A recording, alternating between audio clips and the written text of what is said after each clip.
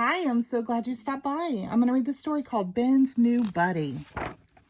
It was Monday, the first day of a new school year. Ben and his friend Fred walked together. Ben was wearing his favorite cap, and he felt excited. The first day of school always seems special. I hope that we both get Mr. Todd, Fred said. Everyone knows that he is the best teacher in the whole school. I bet third grade is really going to be neat, Ben answered.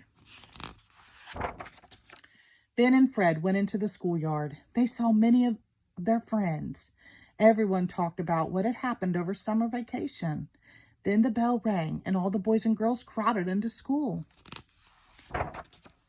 Great, said Ben as he glanced quickly at the list of names outside room 10. We did get Mr. Todd. Now I know this is going to be the best year yet. Mr. Todd came in and began to call the roll. When he called Steve Woolley, Fred gave a little groan. What's the matter? Ben asked. Don't you know about Steve Woolley? Fred whispered. He's the toughest kid in school. He's supposed to be in fourth grade, but he must have gotten left. Ben and Fred, said Mr. Todd. I would like that whispering stopped right now.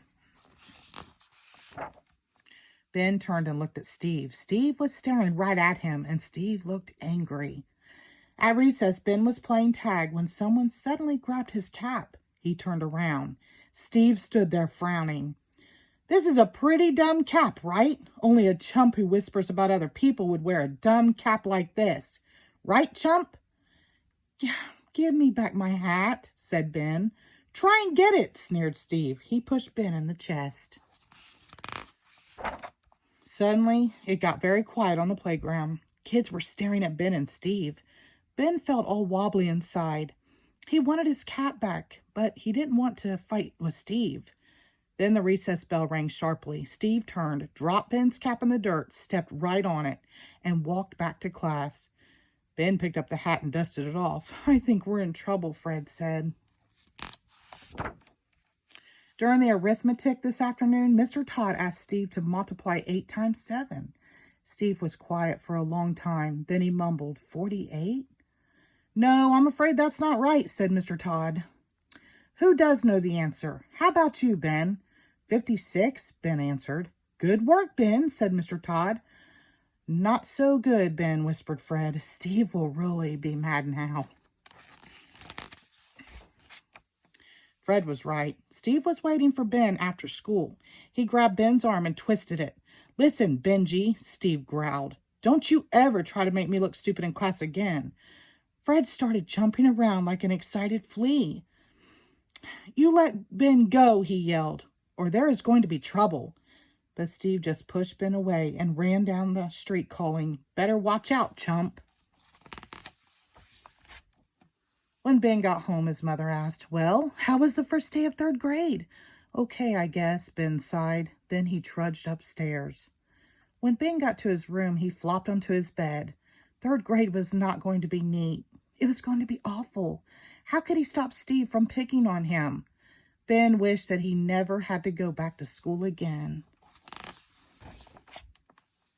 Then, from a shelf across the room, Ben heard a cheery voice. Ben, my friend, don't look so sad. Your luck will change from good to bad. Just when you think that you're all through, a Care Bear will come to see you through. And off the shelf floated a little green bear. Who are you? Ben asked. My name is Good Luck Bear. Hear what I tell you. Don't fight with Steve, and we'll be well. All will be well. Friend Bear will soon come and visit with you. She can tell you the right thing to do. Then Good Luck Bear gave a wink, floated out the window, and was gone. What did that bear mean? Ben wondered. And who was Friend Bear? Ben thought about it until time he went to bed. On Tuesday, as they walked to the school, Fred said, I've been thinking, Ben, and what I think is that the only way for us to get rid of Steve is for you to fight him and beat him. Then he'll leave us alone. Easy for you to say, Ben answered.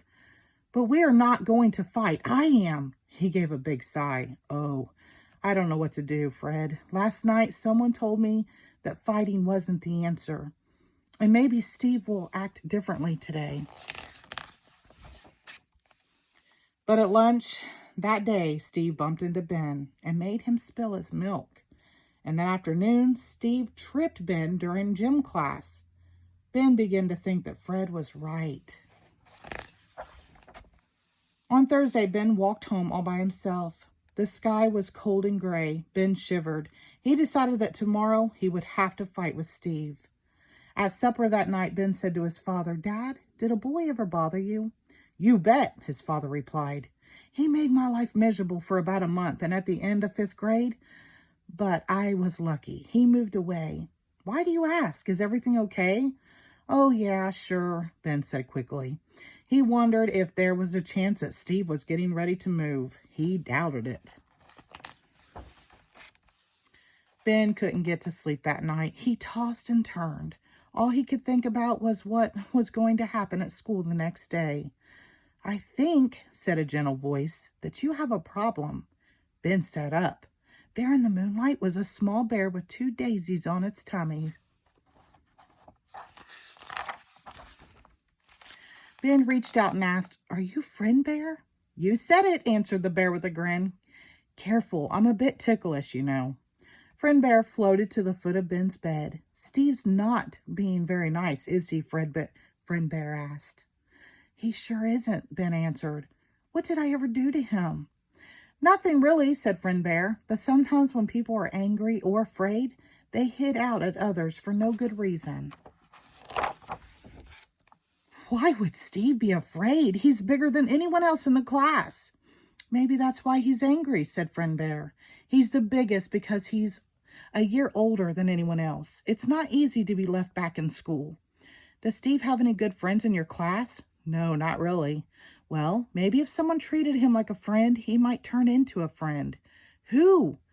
Friend Bear looked right at Ben and smiled. "Me?" asked Ben. "How could I? Never." Friend Bear said, "Oh, I don't know about that. It might be worth a try." Then Friend Bear floated off Ben's bed and disappeared into the shadows of the room.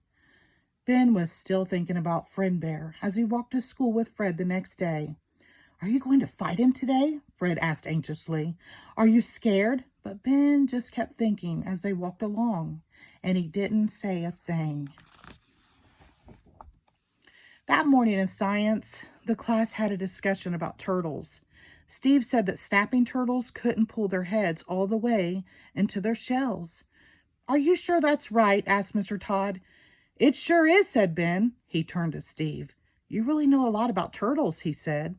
Steve just stared at him. At lunch that day, Ben sat at the far end of the table where Steve always ate, but didn't say anything. But when Steve looked at him, Ben smiled.